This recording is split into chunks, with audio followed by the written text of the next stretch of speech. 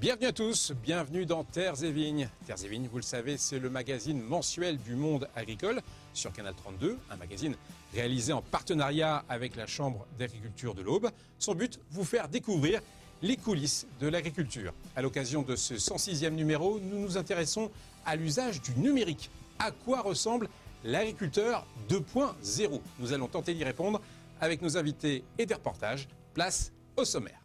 Aujourd'hui, Terres et Vignes s'intéresse à la place du numérique dans l'agriculture, avec parfois des outils spécifiques. Là, on va arriver sur la parcelle de colza, transférer ce fichier dans l'appareil qui va mettre l'engrais. En fonction de l'endroit où il applique la bonne dose au bon endroit. Les communications sur Facebook, par exemple, et les réseaux sociaux. On n'est plus cantonné à notre tracteur ou à nos animaux. Après un retour sur l'actualité agricole, focus sur la marque Terra Vitis, qui intègre le développement durable au sein du vignoble de Champagne. Et nous nous sentons bien dans cette certification qui prend l'entreprise dans sa globalité et qui rassure le consommateur en lui montrant en fait la provenance du raisin dans la bouteille.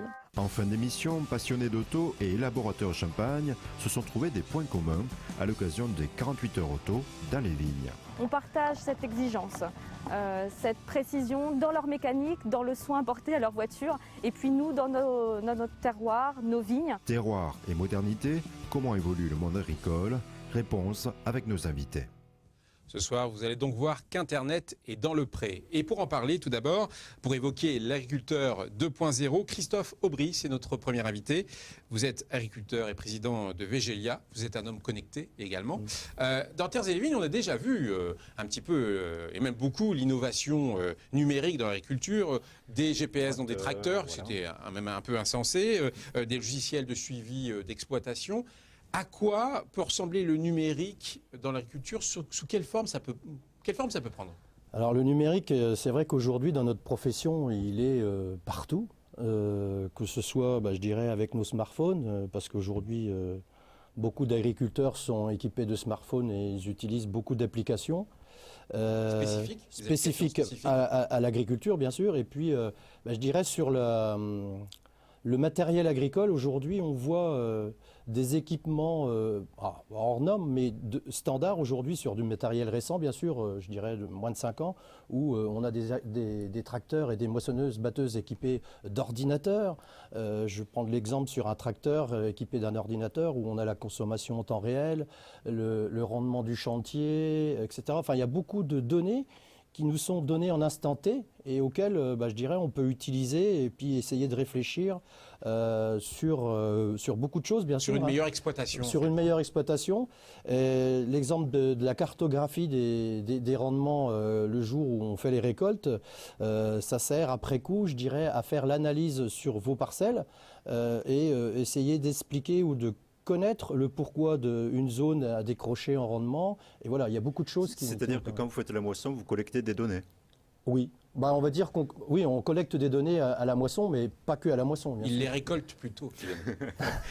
Christophe Aubry, vous avez vraiment des applications très spécialisées. Il y en a une qui a un drôle de nom, RTK. Donc là, c'est un mystère total pour moi. De quoi s'agit-il ? Un exemple très particulier dans le monde agricole.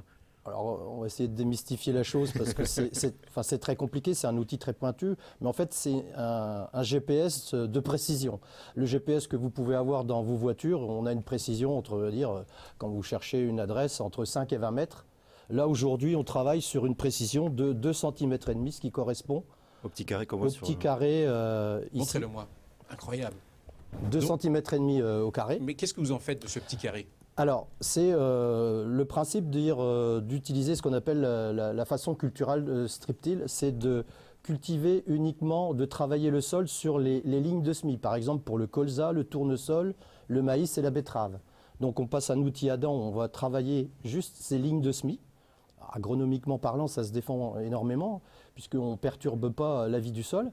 Et puis, pour venir semer, par exemple, 2 à 3 mois après, grâce au RTK, on a enregistré ces lignes de semis et on va revenir avec le semoir et on va semer avec la précision de mon pouce là. Voilà, ça. Au pire 2,5 cm. C'est-à-dire que là, on est hyper précis. Et on va mettre la graine sur la ligne de semis qu'on a déjà fait. Hyper précis pour semer la graine, hyper précis pour la traiter après, hyper précis aussi. Je crois que ça permet d'économiser du carburant.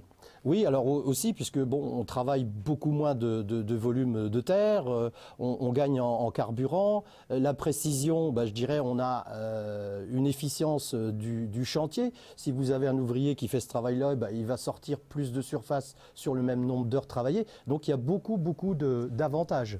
Christian, on va découvrir tout ça sur le terrain. Vous êtes allé à la rencontre d'agriculteurs qui pratiquent au quotidien le numérique. Voilà, et pourtant ils ont des activités très différentes et ils sont d'accord sur un point, le numérique est devenu indispensable. Alors que ce soit pour les céréales, que ce soit pour l'élevage, je propose de voir des exemples très concrets de l'usage du numérique. Près de Pinet, lorsque l'agriculteur éleveur Bertrand Patenôtre débute sa journée, il commence par un rituel. Première chose de la journée, c'est ça, c'est consultation des mails et y allumer l'engin sans lequel je ne sais pas travailler. Via l'ordinateur, il peut effectuer toutes les déclarations réglementaires, mémoriser les actions effectuées dans ses parcelles. Au-delà de l'archivage, ce web service joue le rôle d'assistant. Le système va m'informer que tel produit n'est pas mélangeable avec tel autre, que je prévois une dose trop importante par rapport à la réglementation. Moi, je ne peux pas être au courant de tous les arrêtés qui sortent tous les jours. Lui y est, et donc il le fait pour moi. Grâce à ses capacités de calcul, ici, cet outil permet d'exploiter des images satellites pour agir au plus juste dans les parcelles. Là, on va arriver sur la parcelle de colza. Et en fonction de la zone où on est, il faut apporter plus ou moins d'engrais. Donc je vais récupérer cette carte sous une forme informatique avec une clé USB, transférer ce fichier dans l'appareil qui va mettre l'engrais.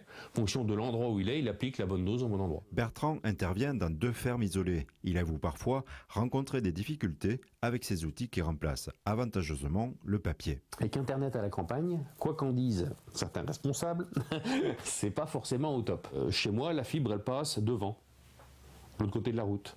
Mais moi, j'ai pas de débit chez moi. Pour autant, la partie élevage n'est pas un reste en termes d'usage du numérique. Je suis éleveur et c'est un truc que j'ai piqué à Dark Vador. C'est un bâton de lecture. C'est-à-dire que ça sert à lire les boucles électroniques. C'est-à-dire qu'une boucle électronique d'un mouton, c'est ça. Et ça renvoie le numéro directement dans mon smartphone, qui permet de travailler dans la bergerie sans papier. J'ai commencé en version papier, le carnet d'annulage. Le truc classique, ou un carnet où on remplit le numéro de la mère, le numéro de l'agneau, c'est un mâle, c'est une femelle, la date, etc. Au bout de 3 jours, il y a toujours une brebis qui vous a piqué le carnet quand on a bouffé 2 pages. De toute façon, je voyais le chantier qui est dans mon bureau dès que c'est les papiers. Et encore, je m'en ai rangé ce matin. À Coussegré, la productrice de fromage, Angélique Kravzuk, vit elle aussi avec son temps. Elle a d'ailleurs installé un distributeur automatique de ses fromages fermiers. Il suffit de mettre les pièces, de choisir le fromage qu'on veut. Donc là, je vais prendre un sec. C'est sur le plateau numéro 3. Ça tourne. Et on peut ouvrir la porte et se servir. Et récupérer sa monnaie. Gérer les encaissements, les paiements, les bordereaux de livraison, c'est également la tâche accomplie par Angélique pour l'ensemble des producteurs du site de vente en ligne, le Drive Fermier de l'Aube. Oui, elle a été passée en doublon. Là, par exemple, pour celle-ci, on va aller dedans et on doit faire une manip pour remettre la marchandise en stock, en fait. L'agriculture, maintenant, c'est très polyvalent. Parce qu'on a le rapport à la terre ou aux bêtes, on a le côté vente, on a le côté communication, les logiciels, quand on fait notre déclaration PAC, c'est sur des logiciels, tout ce qui est communication sur Facebook par exemple et les réseaux sociaux, enfin tout ça, ça fait partie du métier, enfin, on n'est plus cantonné à notre tracteur ou à nos animaux, on doit voir les choses plus largement maintenant. Pas de doute, pour Bertrand et Angélique, le numérique fait partie du quotidien. De retour en studio avec Fabien Renard, vous êtes le deuxième invité de cette émission. Vous êtes le directeur du Drive Fermier de l'Aube, qu'on vient de voir dans ce reportage, une proposition de vente en ligne, d'achat en ligne de produits issus de l'agriculture. Est-ce que le numérique a permis de maintenir, voire de développer des activités agricoles ? Alors c'est clair que le Drive a permis au niveau de tous les producteurs de développer les ventes.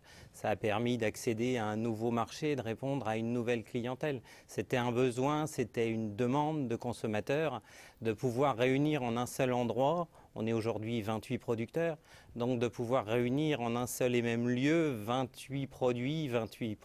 28 producteurs avec une multitude de références. Avec un circuit court qui permet aussi d'avoir une meilleure plus-value peut-être. Voilà, on est vraiment dans le 100%. C'est une association de producteurs qui s'est créée, fédérée pour vendre directement. Aucun intermédiaire. C'est vraiment le producteur pour le producteur. Ça a 2 ans, vous allez fêter votre anniversaire le vendredi 28 octobre. Voilà. Mais est-ce que ça a permis à des exploitants de vendre plus ou de se faire connaître en quelques mots? Oui, ça a permis de vendre forcément plus par un nouveau marché, mais ça a aussi permis à des producteurs qui étaient peut-être moins connus de se faire connaître par le biais du site du Drive Fermier. Et Christophe Aubry, là, l'intérêt économique, il est très clair avec ce système de distribution via l'Internet. Mais pour l'agriculteur, ok, pour l'agriculture de précision, super démo, mais qu'est-ce que ça rapporte économiquement? Économiquement, ce n'est pas forcément très chiffrable, mais par contre, je dirais qu'au niveau dans la vie de tous les jours, la simplification est là, quoi. En France, notre profession, elle ne déroge pas à la règle de la complication, de la complexité des réglementations et des déclarations administratives. Mais avec votre smartphone, si jamais il y a un bon prix sur le marché, vous pouvez vendre? Ah oui, tout à fait. C'est ce qui m'arrive de faire. Alors en étant physiquement dans ma cabine de tracteur, à travailler dans les champs, comme je dirais tout agriculteur, je peux aussi consulter sur mon smartphone via le site de ma coopérative. Si par exemple, regardez la bourse aux engrais, enfin le coût des engrais, s'il y a une opportunité pour acheter, si éventuellement il y a des contrats, ce qu'on appelle des contrats flash sur des ventes de céréales, donc qui durent peut-être une journée, voire 2 journées. Vous jouez au trader au milieu des champs. Un petit peu, oui, effectivement. Pour autant, tout le monde n'est pas à l'aise avec l'informatique. Est-ce qu'il y a des agriculteurs qui sont un peu à la rue, si je puis dire? Il y a des gens réticents toujours, mais je veux dire qu'aujourd'hui, il n'y a pas besoin forcément d'avoir de très grandes connaissances dans ce domaine. Mais est-ce qu'il y a des formations également? Alors il y a des formations, oui, sur les outils comme mes parcelles, je parle pour les polyculteurs, mais aussi pour les éleveurs, il y a des applications comme Boviclick, Milklick, pour les éleveurs laitiers. Où là, il y a un petit peu de formation. Et là, il y a de la formation parce qu'il faut avoir un minimum de connaissances pour la prise en main de l'outil.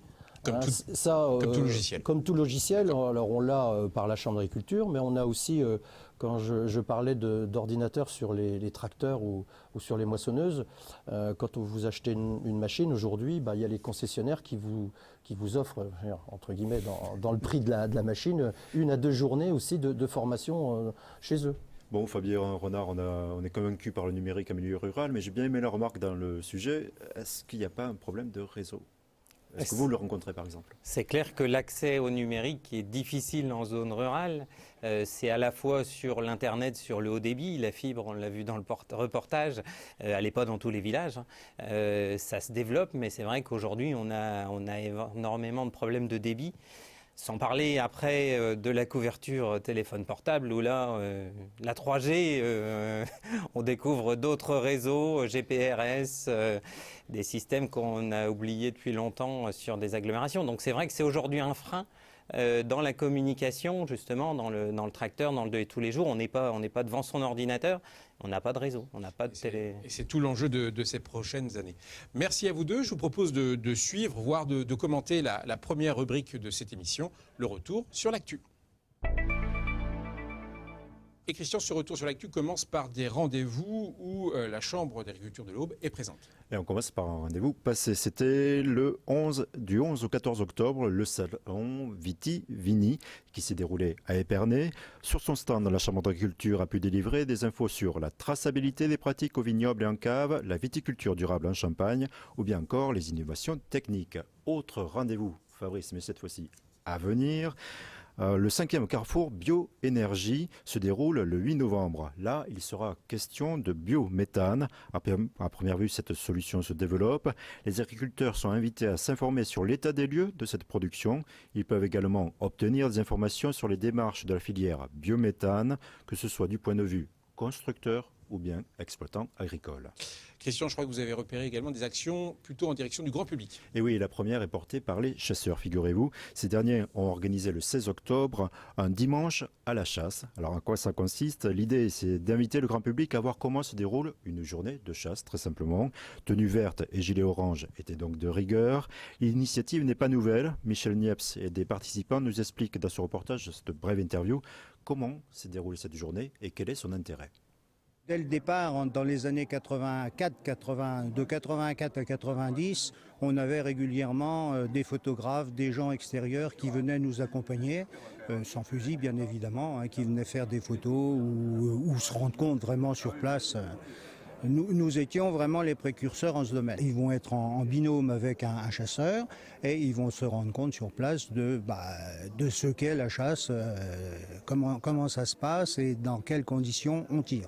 C'est rassurant de voir comment ils préparent leur plan de chasse. Et puis on se rend compte que finalement il y a plein de sécurité qui est mise en avant. Parce que nous on randonne sur les chemins, dans les bois.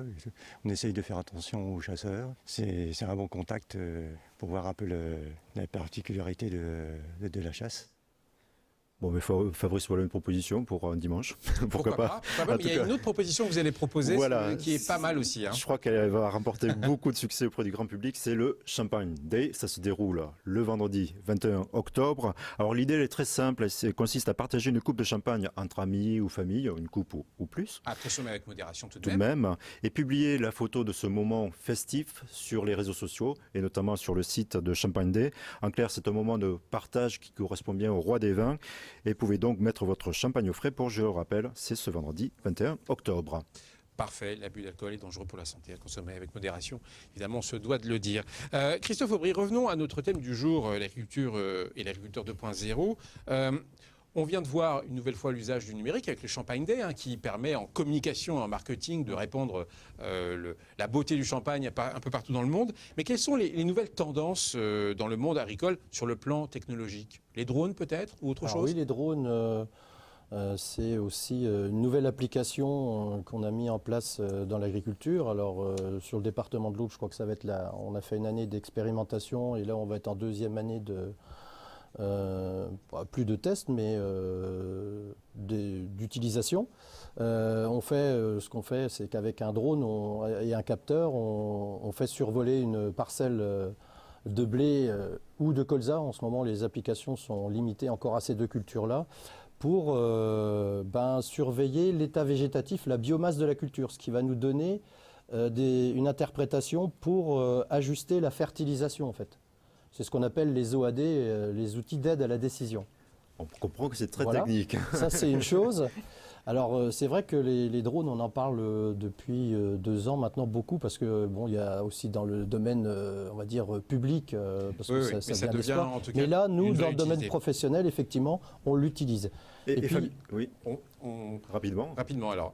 Et puis il y a le big data aussi, c'est ce qu'on appelle tout ce qui est la masse de données. Aujourd'hui, comme je vous disais tout à l'heure en début d'émission, on a des données mais en instant T et puis qui partent. Mais l'enjeu demain, c'est de conserver toutes ces données. Et puis, je dirais, grâce à des plateformes qui vont voir le jour en 2017 par le biais de concessionnaires, je me suis renseigné, lancer des requêtes et faire des analyses là-dessus. Et puis et mieux comprendre votre exploitation, mais dans le temps et dans le long terme également. On a très bien compris ça. Et gagner en performance. Et Fabien Renard, peut-être de manière plus brève, pour vous vendez en ligne. Est-ce que demain, c'est le paiement via smartphone? Est-ce qu'il y a aussi des projets pour le drive fermier? Projet pour le drive fermier, oui. On a déjà la version, je dirais, adaptée smartphone du site, donc qui facilite la commande. On avait un site qui était adapté, je dirais, PC, ordinateur. Aujourd'hui, on a une version smartphone. L'actualité, ça sera aussi l'ouverture. Alors là, on est en dehors du numérique, mais on reste dans la relation client. C'est la commande par le numérique, par l'Internet, mais avec des points de retrait qui se situent de plus en plus décentralisés. On a ouvert un point de retrait à Bragelonne, donc à côté de Bar-sur-Seine, qui permet de s'approcher du client et de toucher une nouvelle clientèle. Voilà, que des bonnes nouvelles en tout cas. Christian, maintenant vous allez nous faire découvrir un projet qui rassemble un peu tout ce que nous venons d'évoquer. En fait, plus qu'un projet, c'est une marque. Elle s'appelle TerraVitis. Effectivement, le numérique est utilisé pour l'enregistrement de tout ce qui est fait dans les parcelles viticoles. Mais son but, c'est de favoriser le développement durable. Et on va voir comment ça se traduit, tout simplement, avec ce reportage. Bonjour, bienvenue au Champagne-Bérins, un domaine familial situé dans le joli village d'Arventières, dans la Côte des Bars. Donc aujourd'hui, nous allons vous parler de la marque TerraVitis, qui a été créée en 2012 en Champagne. TerraVitis, c'est une marque qui prend l'entreprise, l'exploitation dans sa globalité, à savoir le respect de la nature en travaillant de la manière la plus écologique possible, cette traçabilité du travail de la vigne à la cuverie. Et ensuite, un volet social avec le bien-être des salariés, l'envoi en formation. Bonjour, Olivier Desfossés, donc je suis viticulteur au sein du domaine à Bérins. Pour TerraVitis, donc ce qui concerne la partie production viticole, par exemple, nous pouvons voir ici un exemple de technique développée depuis plusieurs années qui consiste à ne plus utiliser d'herbicides. Donc nous travaillons les sols sous le rang et nous laissons un petit enherbement central dans l'interrang. Dans le cahier des charges TerraVitis, on a aussi un cahier des charges vinification qui nous permet donc de remonter de la parcelle jusqu'à la bouteille terminée. TerraVitis, on a un aspect essentiel qui est donc la traçabilité avec l'ensemble de l'enregistrement des pratiques du vignoble à l'élaboration des vins. On a des éléments aussi présents qui doivent être enregistrés, qui ne sont pas présents dans les réglementations classiques. Je pense tout d'abord au labour et à la tonte, des actes au vignoble qui doivent être enregistrés. TerraVitis a également un volet social qui a toute son importance pour notre équipe. Par exemple, donc la sécurité au travail, l'entretien du matériel, le brevet de secouriste également qui nous a semblé très important. La Chambre d'agriculture a mis à disposition 2 animateurs, c'est-à-dire qui vont auditer les exploitations qui sont en cours de certification pour les préparer à l'audit final qui sera réalisé par un organisme officiel qui est donc pour l'association régionale AFNOR. L'audit porte sur la vérification que toutes les pratiques que nous mettons en œuvre et tous les enregistrements que nous réalisons sont bien faits. Et nous nous sentons bien dans cette certification qui prend l'entreprise dans sa globalité et qui rassure le consommateur en lui montrant en fait la provenance du raisin dans la bouteille. Et on finit cette émission avec la vision décalée de l'agriculture, la chronique Contre-champ. Et Christian, cette fois-ci, vous allez nous parler d'une association insolite. Oui, Fabrice, il s'agit d'amateurs de voitures anciennes et de producteurs de champagne. Ah, tiens, voilà. Le mélange est en pas fait, mal, hein. ils ont créé ensemble un événement qui s'appelle 48 heures auto dans les vignes. C'était le 9 septembre dernier. Et vous allez voir que ça a du sens grâce, de nouveau, à ce reportage. Alpine, Jaguar et autres marques insolites, près de 400 passionnés de voitures anciennes venus de toute l'Europe se sont retrouvés au château de Valsenne à Bar-sur-Seine. Bonjour, aujourd'hui on va vous parler des 48 heures auto et du champagne. Vanessa, c'est la directrice des 48 heures auto ici. Elle constate que les visiteurs prennent des photos, échangent et ont le souci du détail. Alors l'ambiance est plutôt conviviale, on accueille des gens qui viennent d'un petit peu partout, qui sont là entre collectionneurs, qui aiment à se retrouver, à parler mécanique, à soulever les capots. Et puis on a aussi des spectateurs qui sont très heureux de retrouver les voitures de leur enfance ou de découvrir de nouvelles voitures. Durant 2 jours, le but de ce rendez-vous consiste à faire découvrir la richesse patrimoniale du département, dont le champagne. Ça fait partie de notre patrimoine, de l'histoire de l'Aube, donc on est heureux aussi de la faire découvrir et de la faire partager à tous les participants qui viennent de partout. Pour cette découverte de vignoble, ils peuvent compter sur Aurélie Langlais, Bifurqué à droite pour Mérès-sur-Arc. des Champagnes de Vaud, partenaire de ce rendez-vous. La Côte des Bars est composée de vignes qui sont implantées sur des coteaux. Donc ces coteaux sont sur des marnes qui méritent gêne.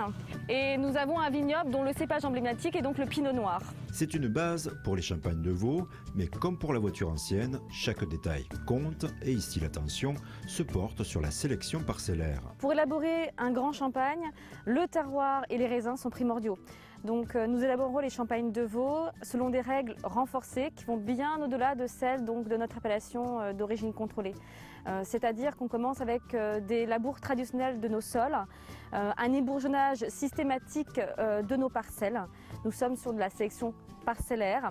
Nous utilisons des fertilisants qui sont naturels, un réseau maturité et différents autres points clés tout au long de l'année. On renforce encore plus nos efforts sur notre collection haut de gamme, où là, elles sont issues de nos plus belles vignes de 15 ans d'âge minimum. Avec les passionnés collectionneurs des 48 heures automobiles, on partage cette exigence, cette précision dans leur mécanique, dans le soin apporté à leur voiture, et puis nous, dans notre terroir, nos vignes. Autre point commun avec les passionnés de voitures anciennes, l'attachement au patrimoine. La maison a été fondée en 1846 et une culture internationale.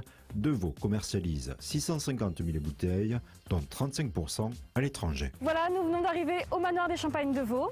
Nous sommes installés dans un parc de 2 hectares, le long de la Seine.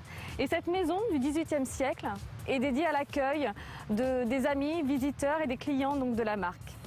Nous partageons avec l'association des 48 heures automobiles les mêmes valeurs, la passion, l'exigence et également donc l'ensemble de ces équipages sont pour une grande partie venus d'Europe. Nous sommes vraiment ravis de pouvoir les accueillir. 48 heures auto Champagne semble donc aller de pair et d'ailleurs il est fort probable que les visiteurs repartent avec le roi du produit du terroir dans leur coffre. Et c'est la fin de Terres et Vignes de l'Aube. Merci à nos invités. Merci à Christian pour la préparation de cette émission. Et on se retrouve le mois prochain pour parler gastronomie, je crois. Ça sera C'est bien ça. aussi un Avec beau plaisir. programme. Au revoir.